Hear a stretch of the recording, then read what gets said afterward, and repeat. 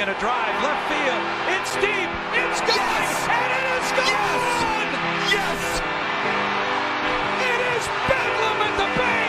But the doctor, yes, he's got it. Here he comes. Way rock the baby to sleep and slammed up. And the doctor made a sensational play. In front, the front, and they score! And Giroux's got it.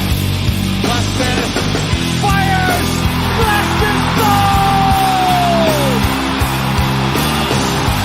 Brady back again. He's got to be 10 and goes forward. And he fumbles the football and the Eagles have it. We welcome you to the Phillies Sports Hour on a beautiful Memorial Day weekend Saturday. Happy unofficial start to summer to everybody out there. It's always a great weekend. And it's a great time to be a Phillies fan. And an even better time will be up in 301 on June 1st at the Phillies Sports game at the Bank. Saturday, June 1st, 7:15. We are sold out of tickets, everybody. So you can no longer purchase tickets, but you can still show face. Pre-game meetup, more information to come on that. We'll have rally towels. Sections 301 with the Pandemic crew. Make sure to stop up if you're around that day. It's going to be a great time. I'm excited to see you there. This week, it's a great time to be a Phillies fan, as I said, and it's always a great time to talk to Luke Arcaini from Fox, the Gambler, to talk some Phils. Luke, how are we? What's going on? What's going on? It's a great time to talk. The boys are hot, even after that last night. That was a weird one last night. I just kind of take that one, crumble it up, and throw it in the trash. That was from the top of the first. Bryce getting thrown out for asking a question. It's all good. But yeah, boys are rolling. Yeah, the boys are rolling. I want to start with last night in that first inning. Bryce Harper rejected after simply, I ask a question in school and I sometimes get yelled at for the question, but I never get thrown out of the classroom. But Bryce Harper gets thrown out of the game last night after a called strike 2 that he disagreed with. Very strange, kind of abnormal. Minor league ump. Doing minor league things. We saw him struggle when he was in Philadelphia a few weeks ago, and now he's struggling in Colorado as well with the Phillies. Yeah, me and my buddies were out just like watching it out somewhere, and I'm like look up, and I saw the second strike, but then I was like, I thought he got thrown out on the third pitch, and then I saw he was arguing the second one, and I was like, dude, he didn't even say anything. Granted, I don't know if there was an alternate angle where he kind of slammed his helmet on the ground maybe or something like that, but come on, man. There was a tweet I saw. I was like, these people pay good money. These people in Colorado, they pay good money to go see Bryce Harper. If the dude has a problem with a call that I still don't think was the right call, I'm pretty sure it was a ball. I don't like. Just can't happen. It just can't happen. Yeah, I mean it's right here, but it's just absolutely bizarre. So can't. He did throw his helmet before this. He goes to ask the question. Apparently the umpire was kind of just like, and then he gets thrown out. And then look at Topper. He's hot. Yeah, he was hot all night. He was hot in the last inning with the JT thing. He was going at the ump. I thought he was going to get tossed eventually after Bryce did. He was fuming last night after that. And that, honestly, the JT thing in the 9th or 10th was even worse. That where they said he checked his swing, or they said he didn't check his swing when he clearly did. Everybody, I thought Topper was going to get thrown out. I thought Schwarber was going to get thrown off the bench. Schwarber was probably the hottest of them all on that JT thing. But it was just a weird night. One of the ones you don't really take much stock into. I mean, you can't after the last 30-something games that they've played. Yeah, I mean, we're going to get into that right now. It's the Phillies are in the midst of their best 36-game stretch since 1892. And on the Bell Ringers podcast, Colin and I were looking at players' names from 1892. And I mean, dude, it's golden. It's good stuff. It's crazy. There's 37-15.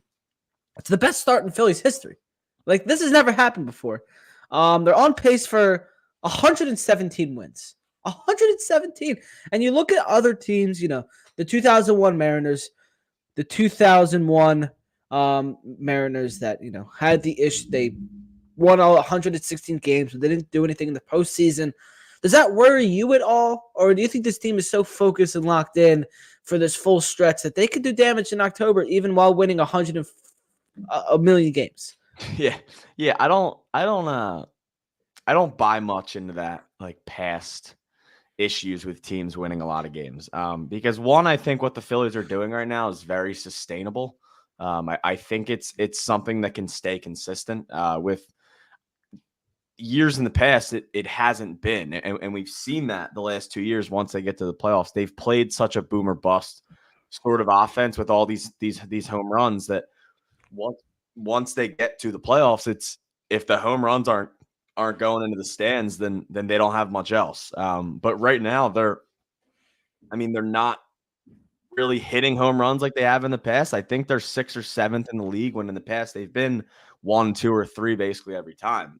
They're not just relying on home runs. They're putting the ball in the gap, right? They're bunting for hits. Like, they're slapping hits to left field. They're going oppo, right? They're not just crushing you with home runs. And I think, and the best part about it really too is the offense is rolling 1-9. Everybody's hitting. Castellanos' hot streak is coming.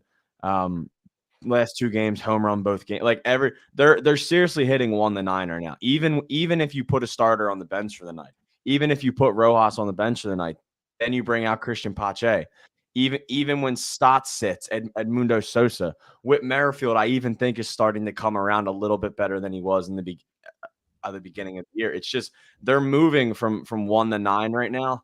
And they're doing everything to you. Like, they're not just hitting the long ball. They're doing everything a good offense does, but more importantly, a consistent offense does that can be sustained throughout a full season. So no, I'm not worried. Obviously, I love the Phillies. They're not going to win 117 games. Like, it's just a matter of the fact. They're not going to win 117 games. They're going to have losing streaks. Like, there's going to be a point in the season where they lose 4 or 5 games in a row, and everyone's going to think the world's falling. But that is just the beauty of baseball. It's an up and down season, but right now the highs are very high right now with this team. When was the last time the vibes were high in May? Like, I don't think in my watching career since like 2015-16 that I've ever been happy about watching Phillies baseball in May. Something in the Instagram chat that I thought was funny. Jackson Webster, 26, fan of the program. 1892 Phillies outfield all hit 300. And in 1894, they all hit 400. Holy. Why do we not talk about the 1890s Phillies? Yeah, right. Damn. Like, we talk about they were a wagon, we talk about 07 to 11. Why don't we talk about 92 to 94, 1892 to 94 Phillies? They're a wagon, apparently. These are great. Yeah, last good May was probably most likely 2011. Probably. May, the last 2 years that they went to the postseason, their May has been at least 5 games under 500 both seasons. Probably 2011. Honestly, God, 2011 might be the last time they had a winning record in May. Like, I don't obviously that's not a stat I have right now, but I definitely could be lying. They've always just historically been really bad in May. So I wouldn't be surprised if their last winning record in May was like 13 years ago. Yeah, probably. I was 3 years old in May of 2011, so it's been a while. But you look at you hear all the years and the names being thrown out. You got, the crazy here we go. Here's some more. It's the only all 400 hitting outfield in MLB history. Sam Thompson, Ed Delahanty, who died in Niagara Falls, and Billy Hamilton. And Hamilton single season runs record 192. Damn. This team was, Yeah, I can't lie, Philly Jacks. I don't remember that, but I will absolutely take your word for it. That's good content to put out there. That's great. But you hear the names being thrown out there, like Ed Delahanty, who died falling into Niagara Falls. Grover Cleveland, Ranger Suarez is having the best year since Grover Cleveland Alexander. The dude didn't even exist. And the 1892 Phillies, the 2001, these teams and years and numbers and names being thrown out at this team, it's insane. But the one thing the Phillies aren't doing is getting head over heels about it. They're staying locked in, they're staying focused, and they're not getting cocky. And how important is that? And who does that come from?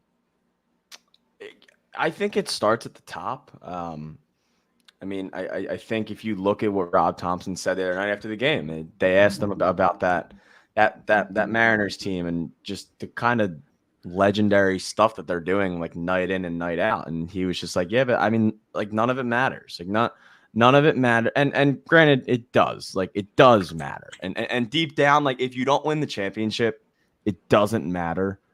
But at the same time, it does, because obviously you'd rather go out and win like 100 games than win like 60. But I think they just know that it's finally.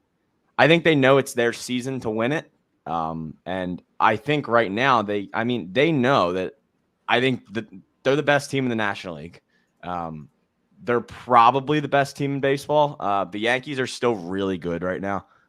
They're playing incredible baseball. But I mean, the Phillies know that they have the opportunity this year to finally do it. They have the matchups, they have the pitching staff, they have the rotation, they have the lineup, they have everything. But I think they need to realize, like, one, it is okay to get caught up in the moment a little bit. Like it's okay to enjoy this. Like this is sports.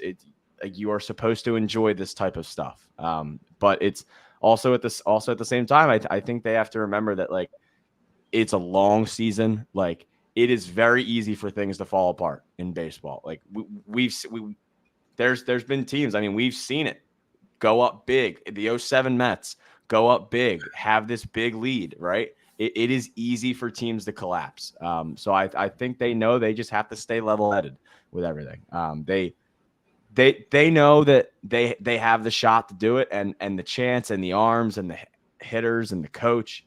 And I think they know that these past 2 years, while they've been great, 2022 was awesome. 2023 was a failure. And I don't think they want that to happen again. And I just think they know from top to bottom, right? From Dave Dombrowski to Bryce Harper to Edmundo Sosa to Jose Ruiz, right? These guys from 26 deep, like they know that the end goal is the end goal, and that's winning a World Series. And it's just incredible how focused they are on that. And you mentioned last year's NLCS and Game 7, and how that's really been their fuel. Looking back on that, I mean, I wouldn't be surprised if they have the picture of Brandon Marsh and Kyle Schwarber sitting on the steps, hanging up in the clubhouse, because that picture always brings kind of a tear to my eye. I'd have the picture of the Diamondbacks planting the flag on your pitcher's mound, probably in your clubhouse somewhere. Just got to use it. I mean, you got to use it. And I've never believed in bulletin board material. I don't really think that's a thing. Like, I'm sorry to break it to everybody, Garrett Stubbs wasn't the reason we lost the NLCS last year. Really? Apparently, if you didn't know, him talking about a swimming pool wasn't the reason that we lost Game 6 and 7 at home. But just it is little stuff like that. Like you have to keep that in the back of your head. Like you don't ever want that again. Like the Eagles don't ever want the 49ers to come into the link and steamroll them ever again. Like the Sixers don't. I mean, the Sixers will just let it happen again. The Sixers don't want teams to come into their building and beat them on their home court in the playoffs. Like you have to. With the Knicks, with that team taking completely over the building. Yeah, literally. Like there's some stuff that once they happen, like you know that they just can't happen again. And I think the Phillies know that, one, you can't lose to an 86 win wild card team in Game 6 and 7 of the NLCS on your home field. Like it just can't happen. I just think they're locked in. I think they know that there's one goal only, and anything else of that. I mean, at the rate we're going, anything short of winning the World Series is a failure. Getting to the World Series and losing right now is probably a failure. They have the best record in baseball. Right now, they're the best team in baseball. If you're the best team in baseball, then you should bring it home. And I think that's what they know, and that's kind of what I've been saying as well. They have to keep going. such a component of just reminding everybody it is such a long season. Like, I guarantee you 75% of the things that happened back in April, 80% of the fan base already forgot about. It's such a long season, and you just get in these runs and then you get in these ruts. Like it's an up and down year, but I think they're playing extremely level-headed right now. Yeah, Connor Brogdon, speaking of April. Exactly. Like that happened this year. Connor Brogdon was a Philadelphia like Philly 2020. Like 4 or 5 weeks ago. Like, it's bizarre. That was the last time the Phillies lost the series. They have swept 7 times. They haven't lost the series since April 3rd, and that was against the Reds at home. Series, right? Yeah, that was the second series of the year. Was the last time they lost the series. That's crazy. That's absolutely absurd. Some more on the 1892 Phillies from Philly Jacks. It's important to note that the 1892 team also finished in 4th with only 87 wins and 66 losses. They also tied twice that year. They were 87, 66, and 2. Yeah, so they must have had the most. That further proves my point. Yeah. They must have had an epic collapse in the back half of the season if they had the best 35-game stretch in the history of the franchise up until now. Billy Hamilton, Ed Delahanty, well, what are we doing here? Something else that with this run and with this team that's incredible. I'm stealing your tweet from this. The crowds at the bank have been unbelievable. Dude, this was what, Tuesday night? I went to the Tuesday night Ranger game against the Rangers, and it was, dude. I mean, it was bizarre. I think it was over 41,000 people, and then they sold out. They sold out a 1:00 game on a Thursday that had a rain delay. Well, I think a big portion of that was the weather education day. So you got all the kids, but still. That would have still been over 30,000, maybe 40,000 for that game. These are incredible. Yeah. Like no other. When was the last time the Phillies were doing this? Was when they had that 5-year sellout streak. Like this is. Yeah, everybody wants to watch good baseball. I mean, it's granted. It is the matter of the fact that if your team is playing good, the fans are going to be there. Will they be there for 45,000 of them on a Tuesday or on a Thursday at 1:00 after a rain delay versus interleague team? Literally against an interleague team. It's just, I mean, we know Philly fans, like, they're gonna show out. But it's been awesome, and the guys have really talked about that, and they've sort of rallied behind that. I think they're realizing that most teams in baseball don't have 45,000 people on a Thursday afternoon at 1:00 at their stadium. The fans, when the Phillies are good, and I've said this forever, when the Phillies are truly at their best, there's not a team in this city that the fans adore more than the Phillies. A hot, good Phillies team is the number one team for a good portion of the fans in this city. I love the Eagles, but a really good Phillies team compared to a really good Eagles team, the Phillies team wins. Fans wise, they're always there. Like, nothing will beat that 2022 playoff run. The fans that were in that place, like, it's just, there's nothing that will compare ever. It's just, and like, once they go back this year, it'll be rocking there. It still will not compare to 2022. Like, I don't think they will. When we got that first taste of it again, it was incredible in there. And I was at over now. I was at game 3 and 4 of the DS, so I was at both games against the Braves, and then I was at game 5 of the NLCS. So I was at the Bryce Harper Bedlam at the Bank. I was part of the Bedlam. That being at the Bedlam of the Bank was incredible, but there will never be a game, I don't think, in my life that will ever compare to game 3 of the NLDS. Oh yeah, I think we got there an hour before the gates opened, and they had the stupid block party, whatever they do, and it was bumping. Like, before we even got there, it was crazy. Yeah, and it was my first Phillies play. Obviously, my first Phillies playoff. I had been to a Sixers playoff game, but those are kind of like regular season. And it's just the feeling when you walk into the ballpark, you see John Middleton in the concourse. Like, I'll never forget that. We walked in, and one of the first people I saw was John Middleton, just walking around. I mean, what other owner is doing that in their first playoff game in 11 years at that point? And then everyone talks about the Reese homer, the Bryce, whatever. But the first time I really got it was when everyone first came out onto the field and the first pitch was about to throw, the whole stadium was doing the "Let's Go Phillies" chant. That's when you knew it was different.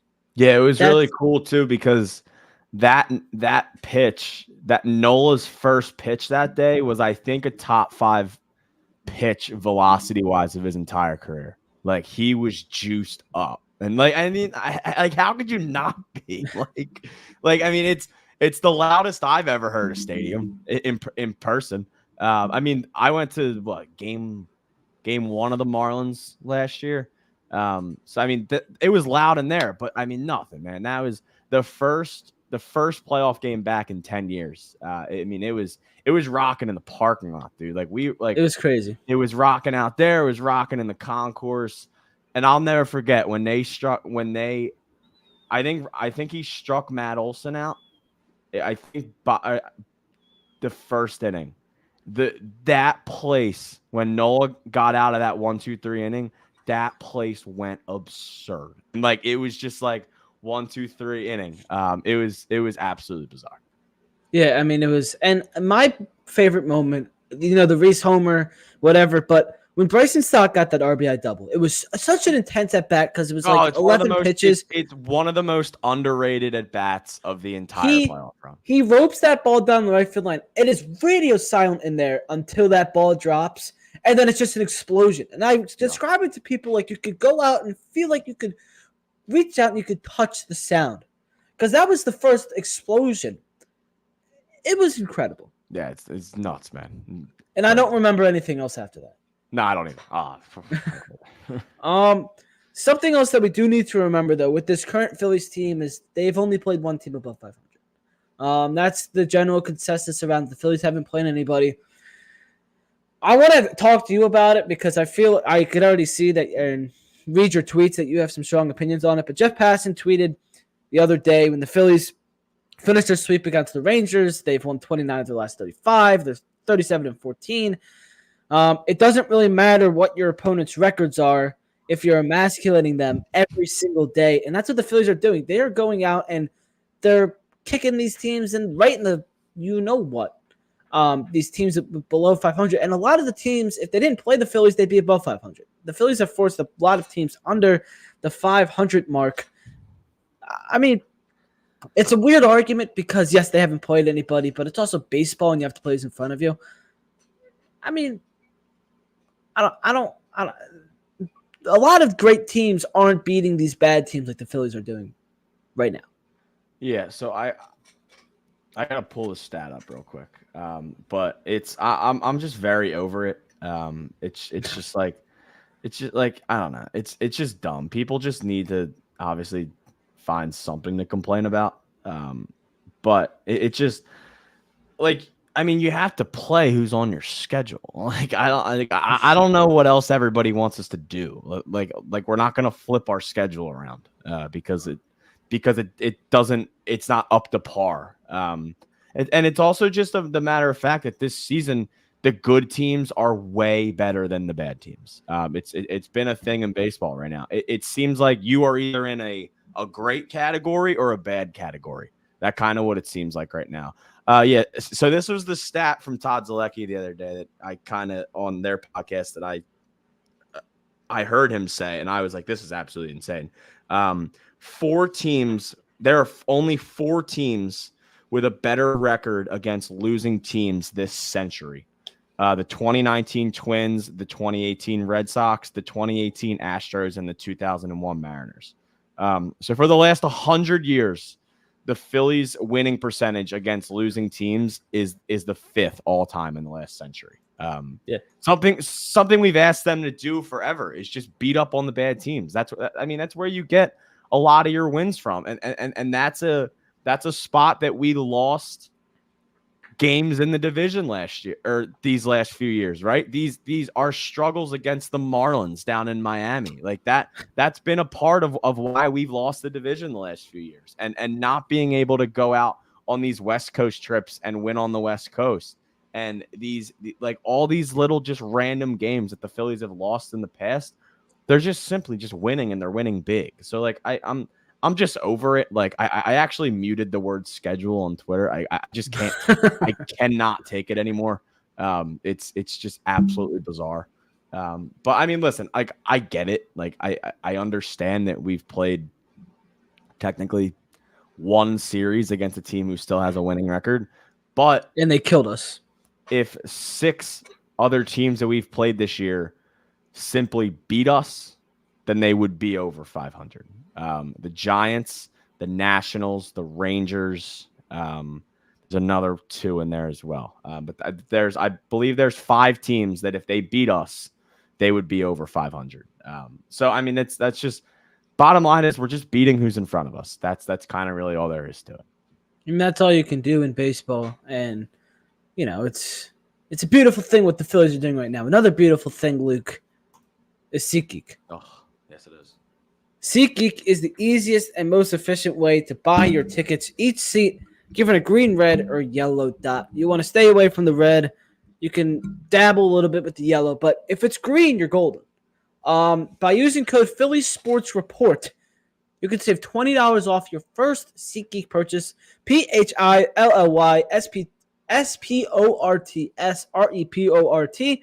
You're going to hold that S to save $20 off your first SeatGeek purchase. Link is in the description of the YouTube video and in the bio on all social media. If you were unable to get a ticket for June 1st, hey, go on SeatGeek. There's still tickets available in 301, 302 around the area. So if anyone listening is interested, go right ahead. And something else that's been pretty beautiful watching this Phillies team. They're 15-4 without Trey Turner? Yeah. Yes, 15-4. That's Trey Turner was hitting at a MVP level before he got hurt. And the 3 guys I have here, JT Realmuto filling in at the 2-hole, Edmundo Sosa's defense and just flat out hitting, filling in shortstop, and then Bryson Stott was on. He's kind of going down a little bit recently. Him and Bohm have kind of been sliding a little bit, but he was on a crazy hot streak as well. JT has a 14-game hitting streak, highest in his career. His last 7, his slash line is 333, 355, 533, filling in that 2-hole. Edmundo Sosa has been ridiculous defensively at shortstop, and in his past week, he's hitting 400, 455, and 650, and all Bryson Stott does is hit. Like, these 3 guys have filled in nearly flawlessly for Trey Turner. Yeah, I mean, just about flawlessly. Edmundo Sosa has a 107.2 OPS in May. He's hitting 347 with 10 RBIs and 17 hits in 17 games. Bryce Harper, 347, 1101 OPS, 25 hits, 19 RBIs, 18 runs scored in 20 games. Even like you said with Clemens, 953 OPS, 8 hits, 8 hits and 28 at bats, 2 home runs, 7 RBIs. Who could ever doubt the missile? Yeah, Bryson Stott, 916 OPS, 16 runs, 19 hits, 16 RBIs in 19 games. Those have been your big time guys. They've gotten the job done. And wouldn't you believe it? Guess who's second on the team in home runs in May? That would be Nick Castellanos with 4 RBIs, 12 home runs, 18 hits in May. Only behind Bryce Harper, who Bryce, honestly, it may be hard with Mookie or somebody out there, but he's got a chance at maybe player of the month. He's been having a really solid May. It's just guys picking up the slack, right? And when you lose the hits leader on your team, and then you go 15-4 in the next 19 games, like that's pretty good. Considering you've been mixing in Whit Merrifield and Mundo Sosa and Cody Clemens for the last 20 games into your infield, like that's pretty good. Even Whit, Whit's been bad. Yeah, he's been really bad. But I even do think he's sort of starting to come around a little bit. I think the swing looks better. I just think Witt's been struggling. I think it sort of hit him like it would hit anybody that he's not an everyday player anymore, and I think he was so used to that. I think that takes time. Like I believe in like this game is a game that you have to adjust, and I like from going to playing 150 games every season to playing maybe twice a week, like that's hard. Going to a new city and going from an everyday player to being probably like the fourth option off of the bench right now, that's a bit tough. But I do think he's sort of getting there. I still think there's something left in the tank for the back half of the season. Considering, I mean, we're getting to the point now where there's like only like 1/3 of the way through. Like, I mean, we're kind of pumping through this season a little bit already, which is pretty bizarre. But yeah, I mean, just guys picking up the slack. Obviously with Harper basically leading the way, but Stott and not that far behind. Kyle Schwarber, while he's hit 1 home run, he has 16 walks in May. He has 16 walks. He has a stolen base. He has 13 RBIs, 18 hits, and 3 doubles with just 1 home run. He scored 14 times. He's playing right now. He's playing really well right now. This whole slash line won't really show it. He has an OPS under 750 in May, but he's doing everything else. Like he's getting on base. I mean, his on base percentage is 398 in May. Like this dude's getting on base. He's getting on base what seems like at least like maybe once or twice a game right now. Everyone's just been really good. I mean, it's pretty easy to talk about a roster that's 29 out of their last 36, right? They're going to win a lot of games, and that's probably going to be mostly because of the offense, and that's basically, I mean, what it's been over the last month. Yeah, and you can't look at Schwarber by his slash line. The only stat you can look at Schwarber at is homers, walks, and on base percentage. Yeah, I mean the guy, it's single Schwarber. He runs like he runs so funny, but he's running well, a lot better than he has been, if people want to say it or not. But that on base percentage is why he is in that leadoff spot. And it's crazy that people are still snapping back at why Schwarber is in that leadoff spot, but that nearly 400 on base percentage is why. And all the dude does is walk. Like, I think he had like a certain amount of walks through 4 games this year, and it was like one of the best in Phillies history. Like, it's really good. And a lot of these guys filling in for Trey is not easy. No. But it's almost flawless. And JT has been 14-game hitting streak, most in his career. He's hit a couple homers. I mean, I am very encouraged by what I've seen from JT after last year. Kind of a down year. Thought he might be going downwards a little bit. He's not young, and it's hard to stay great as a catcher for a long time. But, I mean, this is prime JT, what we're seeing right now. Yeah, absolutely. He looks really good at the plate. He's hitting every ball really hard, which is something that is big for once you're starting to get, in quotes, older, specifically as a catcher. I think you're definitely tend to see that I like the exit velocity drop and things like that, but that doesn't seem to be the case for JT. 353 in May, 912 OPS, 6 RBIs, 2 homers, 24 hits. He's looked really, really good in May and has really picked up the slack down in that 2-hole. Going from taking your hits leader out, it was a big shoes for him to fill. But I mean, he's done absolutely that so far. So it was a really good month. It has been for JT.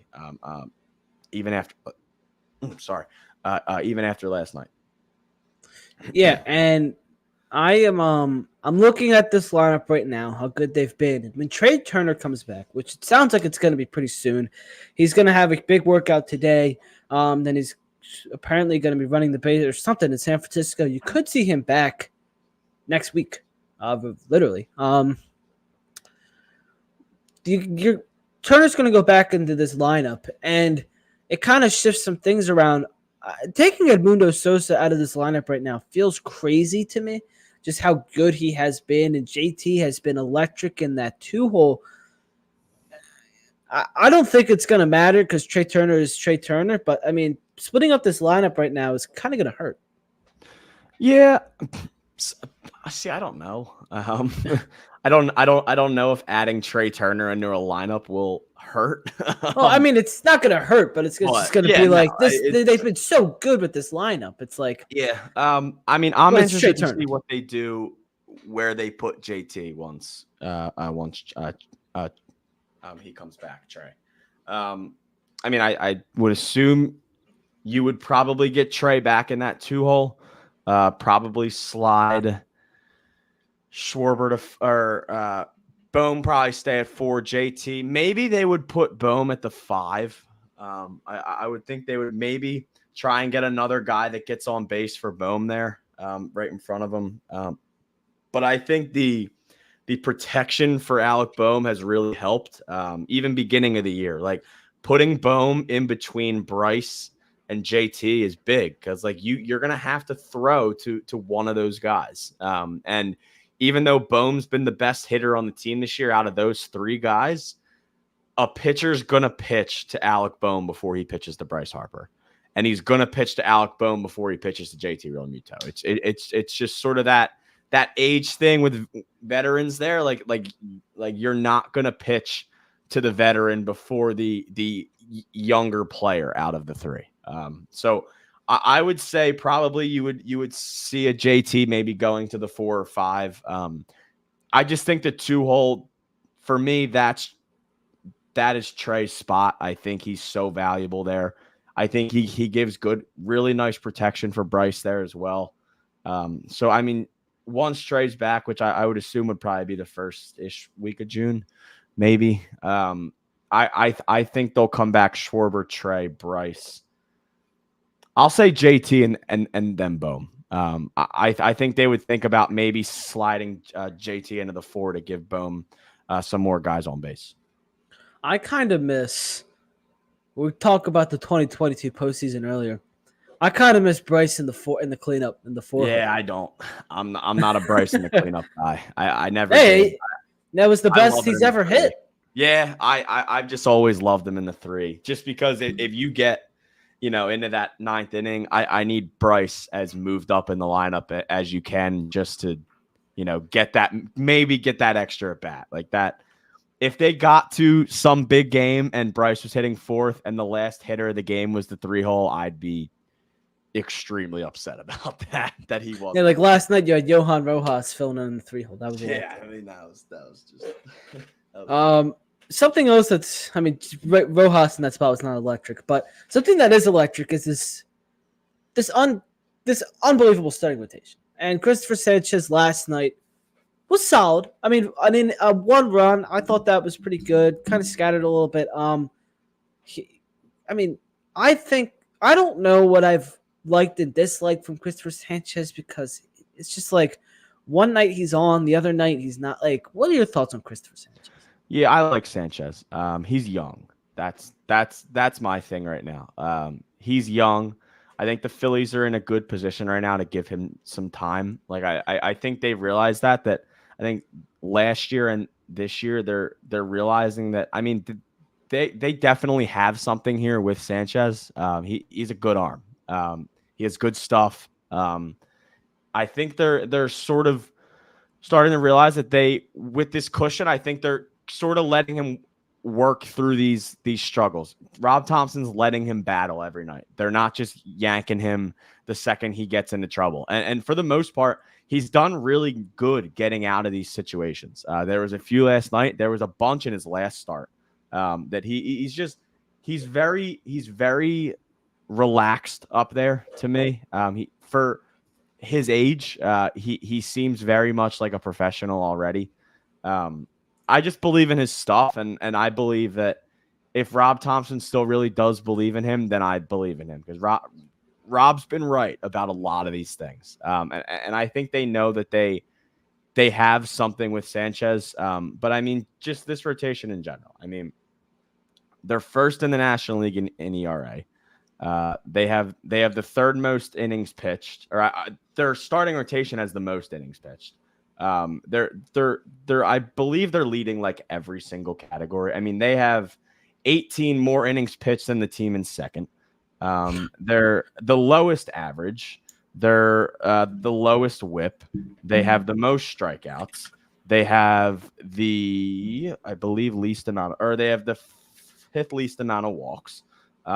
They just like everything. They're either one or two in like every single stat. They haven't allowed really any home runs. 28 home runs in 50 something games. That's under a home run every other start. That's really good. They've just been dominating top to bottom. Obviously, Zach Wheeler at the top. Aaron Nola is having one of his best starts to a season as a Philly. Ranger Suarez, what, 9-0 with like a 1.3. He allowed one earned run, and his ERA, I believe, went up one. Like it's insane. Ranger, Sanchez, Taiwan. Like Taiwan obviously hasn't been as great, but he's giving you some innings. I think they have some room to kind of work with him right now. Let him sort of work it out. But I mean, it's just top to bottom. They've just been absolutely incredible. And something else, the Phillies have had 18 starts of 7+ innings this season. That's 11 more than any other. That's 11 more than teams had in all of 2020. Hold on, I read that so wrong. The Phillies have had 18 starts of 7+ innings in 2024. That's more than 11 teams had all of 2023.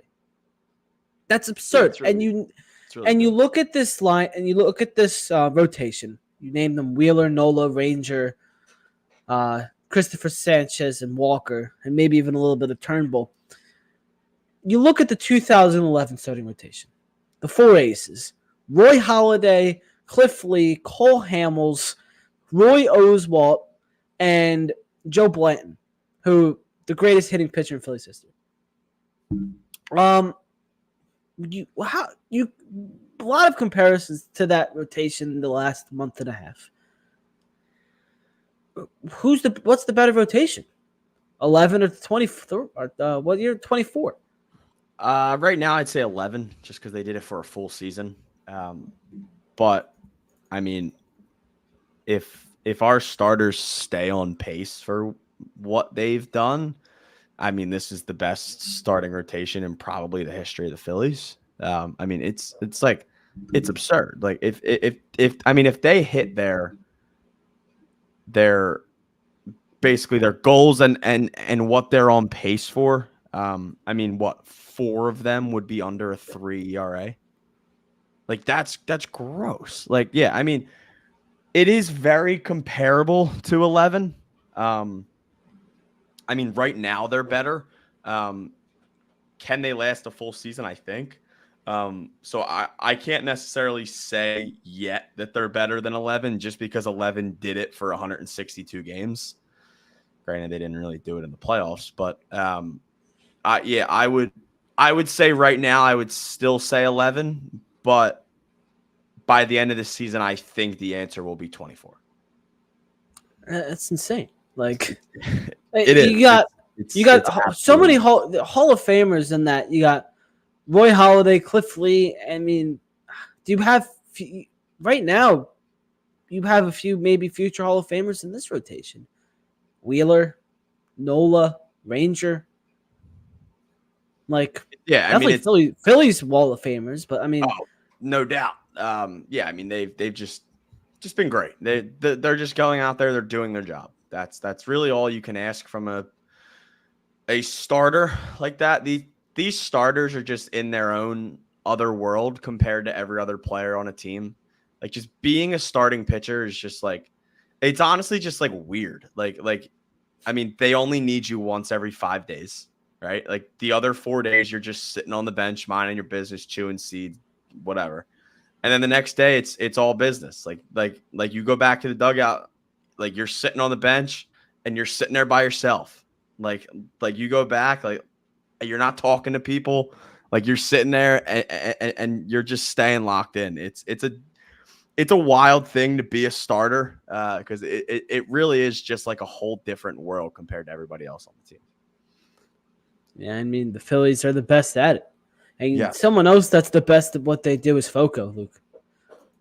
Real fans need the best gear. That's why FOCO makes legendary gear for the most legendary fans. Click on the link in the description or in the bio to save 10% off any FOCO purchase. You get the overalls. The shortles are hot at the ballpark.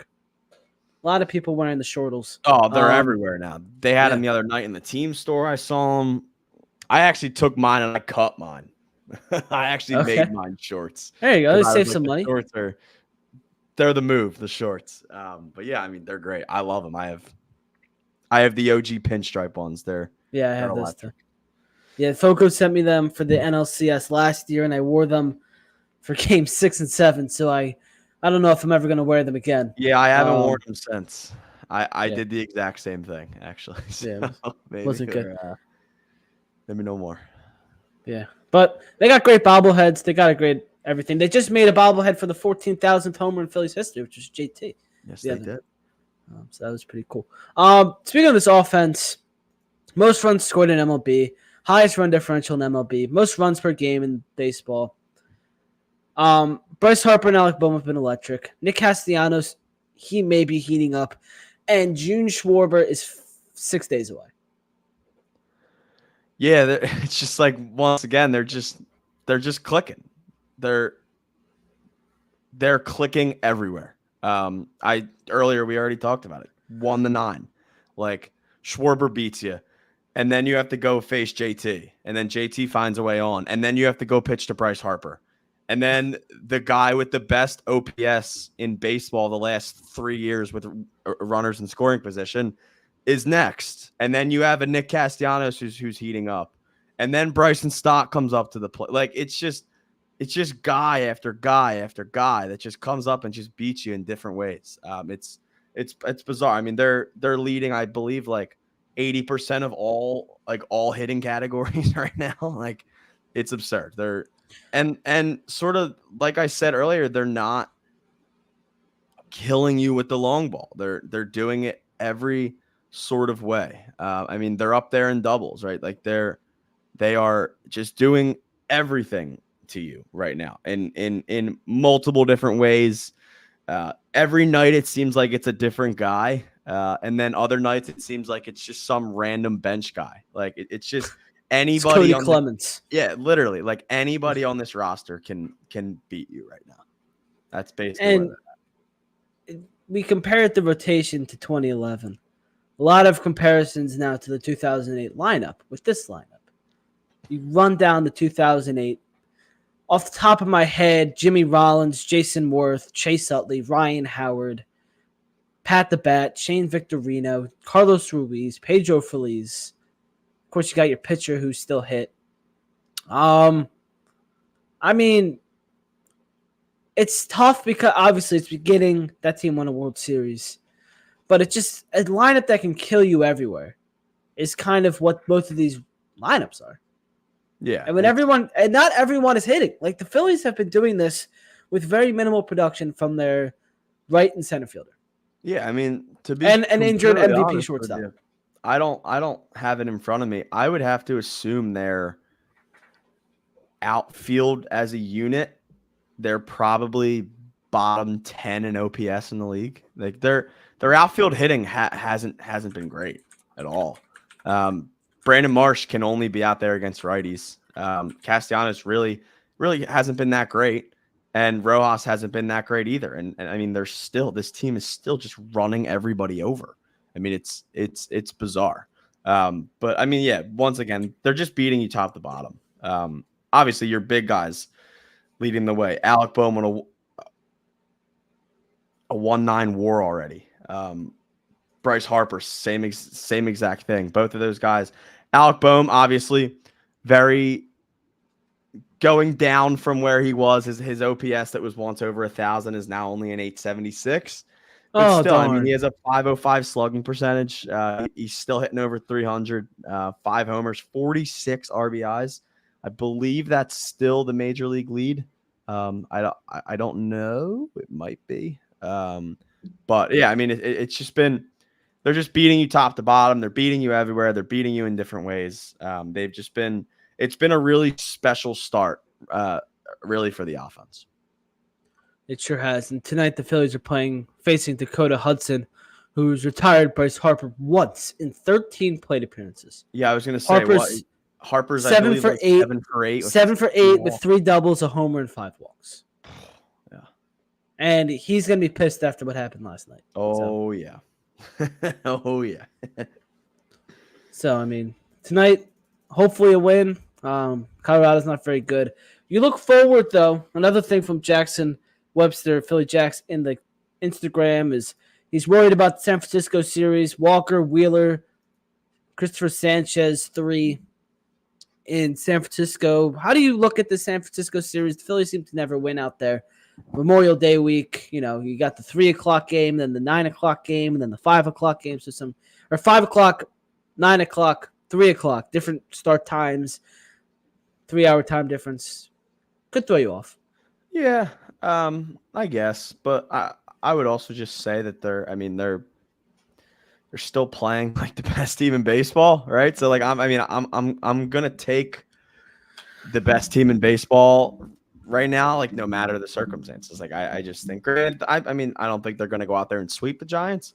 They could. They're going up against who? So Blake Snell. They've already seen Kyle Harrison this year. And I believe they've seen Mason Black as well. They saw both of those guys back at Citizens Bank a few weeks ago. There's no reason for them to not win at least to win the series. I think they can sweep them, right?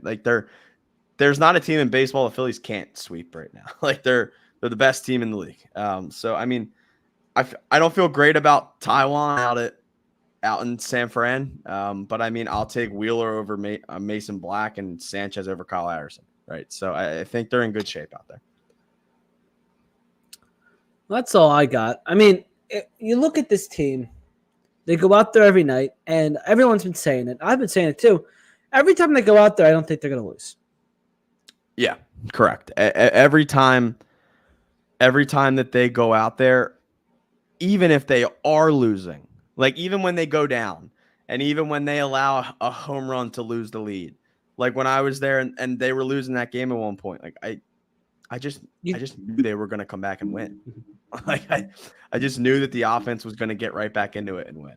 They're just absurd, man. Like it's really awesome. I just hope that they finish it. Like I'll be honest, I'm scared about getting there and then losing this because I'm scared about the fans losing them. Like if they do all of this and they get there and they blow it again, I don't see it being the same.